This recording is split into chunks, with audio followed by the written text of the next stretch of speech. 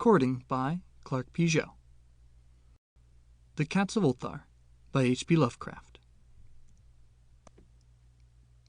It is said that in Ulthar, which lies beyond the river Skye, no man may kill a cat, and this I can verily believe, as I who gaze upon him who sitteth purring before the fire.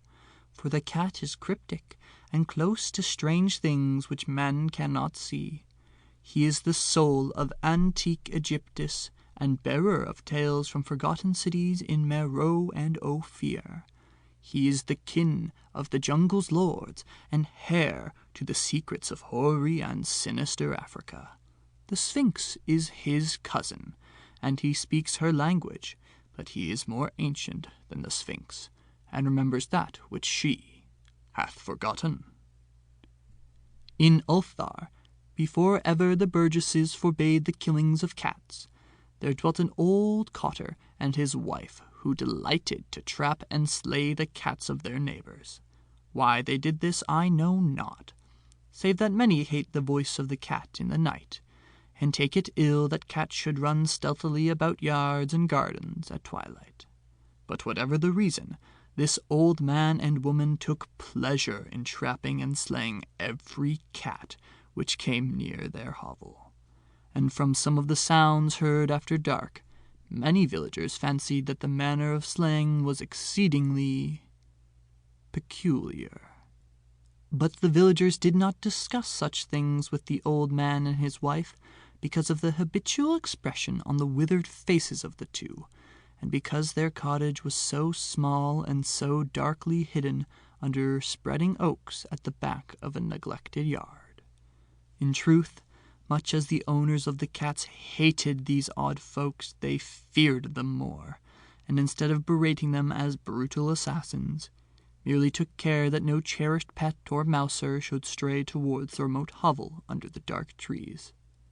When, through some unavoidable oversight, a cat was missed, and sounds heard after dark, the loser would lament impotently, or console himself by thanking fate that it was not one of his children who had thus vanished. For the people of Ulthar were simple, and knew not whence it is all cats first came.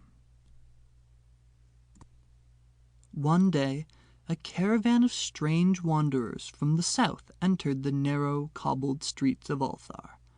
Dark wanderers they were, and unlike the other roving folk who passed through the village twice every year. In the market-place they sold fortunes for silver, and bought gay beads from the merchants. What was the land of these wanderers none could tell, but it was seen that they were given to strange prayers, and that they had painted on the sides of their wagons strange figures with humanoid bodies, and the heads of cats, hawks, rams, and lions. And the leader of the caravan wore a headdress with 2 horns and a curious disc betwixt the horns.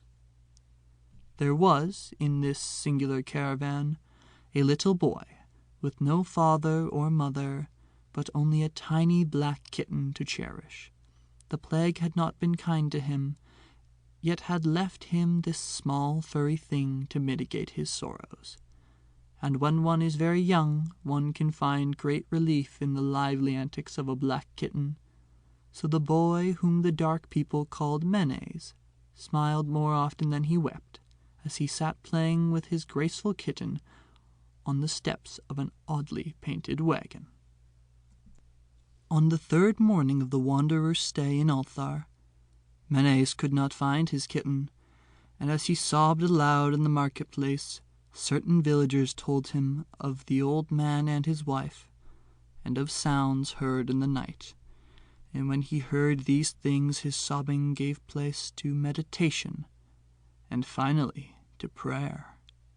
He stretched out his arms towards the sun, and prayed in a tongue no villager could understand, though indeed the villagers did not try very hard to understand, since their attention was mostly taken up by the sky and the odd shapes the clouds were assuming. It was very peculiar, but as the little boy uttered his petition, there seemed to form overhead the shadowy, nebulous figures of exotic things, of hybrid creatures crowned with horn-flanked discs. Nature's full of such illusions to impress the imaginative.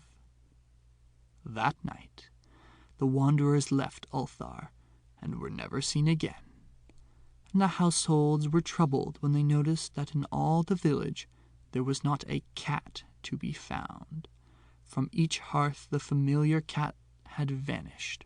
Cats large and small, black, gray, striped, yellow, and white. Old Cranon, the burgomaster, swore that the dark folk had taken the cats away in revenge for the killing of Mene's kitten, and cursed the caravan and the little boy.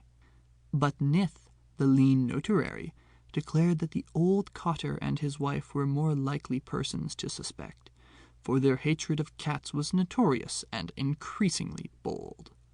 Still, no one durst complain to the sinister couple, even when little Atle, the innkeeper's son, vowed that he had at twilight seen all the cats of Ulthar in that accursed yard, under the trees, pacing very slowly and solemnly in a circle around the cottage, two abreast, as if in performance of some unheard-of rite of beasts.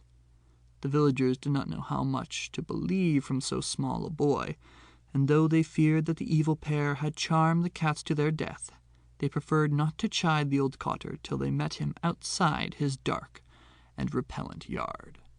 So Ulthar went to sleep in vain anger, and when the people awakened at dawn, behold, every cat was back at his accustomed hearth, large and small, black and gray, striped yellow and white.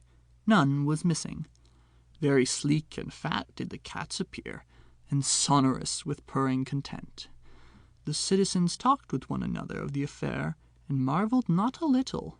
Old Cranon again insisted that it was the dark folk who had taken them, since cats did not return alive from the cottage of the ancient man and his wife. But all agreed on one thing, that the refusal of all the cats to eat their portions of meat or drink their saucers of milk was exceedingly curious.